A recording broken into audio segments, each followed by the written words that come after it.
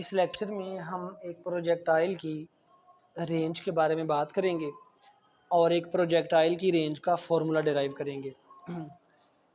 फ़र्ज़ करें कि ये हमारा एक प्रोजेक्टाइल मोशन का केस है जिसमें हमने एक प्रोजेक्टाइल को एक बॉडी को थ्रो किया। इनिशियल वेलोसिटी है vi और वेलोसिटी का एक्स एक्सिस के साथ एंगल है थीटा। वेलोसिटी के दो कंपोनेंट्स हैं, एक्स डायरेक्शन में कंपोनेंट है vi x is equal to vi cos theta और वाई डायरेक्शन में vi y is equal to vi sin theta.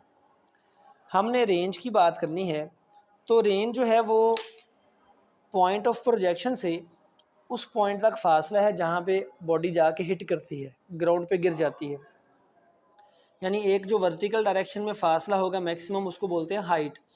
और यहाँ से जहाँ से हमने ऑब्जेक्ट को थ्रो किया है और जहाँ ऑब्जेक्ट जाके गिरा है ग्राउंड पे, ये जो एक्स डायरेक्शन में फासला है, हॉरिजॉन्टल डिस्टेंस है, इसको हम नाम देंगे रेंज ऑफ प्रोजेक्टाइल का। फ़र्ज़ किया कि हम एक्स डायरेक्शन में फासला है तो इसको एक्स से रिप्रेजेंट करते हैं, तो हम बल्कि एक्स की बजाय इसको आर लिख लें।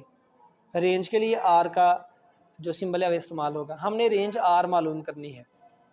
तो हम ये जानते हैं कि जो इनिशियल वेलोसिटी है उसका एक्स कंपोनेंट है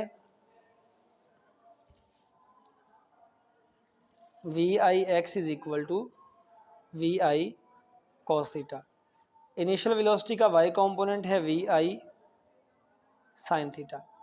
अब क्योंकि हम सिर्फ एक्स डायरेक्शन के लिहाज से डिस्टेंस निकालना चाहते हैं तो हम वेलोसिटी का एक्स कंपोनेंट इस्तेमाल करेंगे अलोंग एक्स एक्सिस। हमारे पास डिस्टेंस मालूम करने का फॉर्मूला है s is equal to v t, v cross T.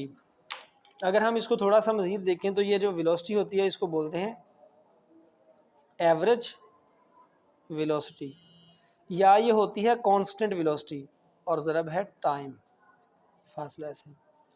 तो क्योंकि हमने एक्स डायरेक्शन में फासला मालूम करना है जो कि हमारी रेंज होगी, तो एक्स डायरेक्शन में वेलोसिटी के लिए हम लिखेंगे वी आई एक्स और ये ज़रब है टी। तो वेलोसिटी का एक्स कंपोनेंट हमारे पास है वी आई कॉस थीटा। ये जो टाइम टी है ये असल में टाइम ऑफ फ्लाइट है, यहाँ से लेकर यहाँ तक बॉडी के जाने का टाइम, टाइम ऑफ फ्लाइट।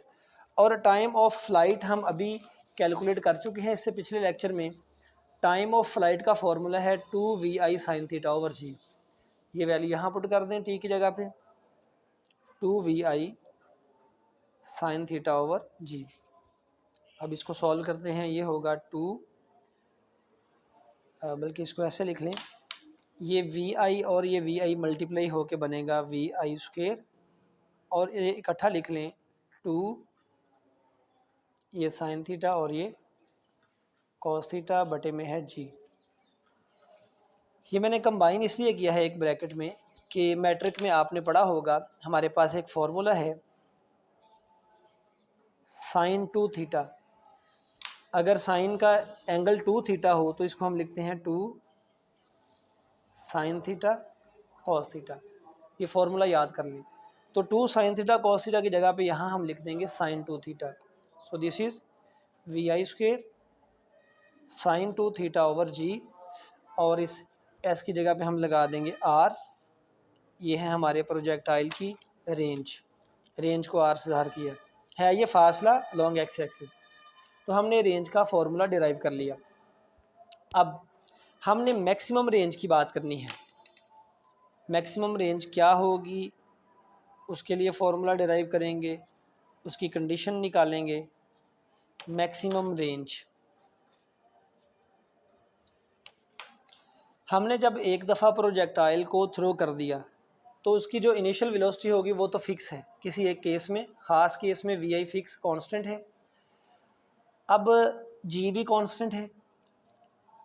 अगर हम वेलोसिटी को कांस्टेंट रखें तो जो रेंज है वो थीटा पे डिपेंड कर रही है। जब ये साइन थीटा की वैल्यू मैक्सिमम होगी तो रेंज भी मैक्सिमम होगी। तो हम यहाँ पे लिखेंगे for maximum range sine 2 theta की वैल्यू होनी चाहिए मैक्सिमम। और साइन की वैल्यू मैक्सिमम होती है 1, it means sign 2 theta should be 1। यहाँ से हम लिखेंगे 2 थीटा इज इक्वल टू, ये साइन उधर जाके बनेगा साइन इनवर्स 1, और साइन इनवर्स 1 का आंसर कैलकुलेटर से भी चेक करें आएगा 90 डिग्रीज। यहाँ से हम थीटा की वैल्यू निकाल सकते हैं, थीटा इज इक्वल टू 90/2, ये 2 इधर आके डिवाइड होगा, तो थीटा की वैल्यू आ जाएगी 45 डिग्रीज। हमने कंडीशन लिखी थी कि जब रेंज मैक्सिमम होगी, रेंज मैक्सिमम है जब साइन 2 थीटा 1 हो, तो एंगल आ गया 45। इट मीन्स अगर हम अपने प्रोजेक्टाइल को 45 के एंगल के साथ, एक्स एक्सिस के साथ 45 के एंगल पे थ्रो करेंगे तो तब रेंज मैक्सिमम होगी। अब ये साइन थीटा की वैल्यू 1 हम अपने इस फॉर्मूला में पुट करके देखते हैं। तो मैं दोबारा से फॉर्मूला लिख देता हूँ, range R is equal to VI² sine 2 theta over g.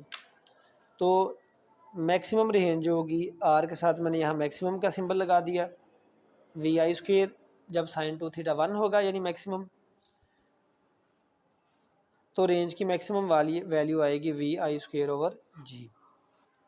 तो ये भी क्वेश्चन आता है कि मैक्सिमम रेंज मालूम करें, ये लॉन्ग क्वेश्चन इंपॉर्टेंट है, आ जाता होता है पेपर में। So this is our required result.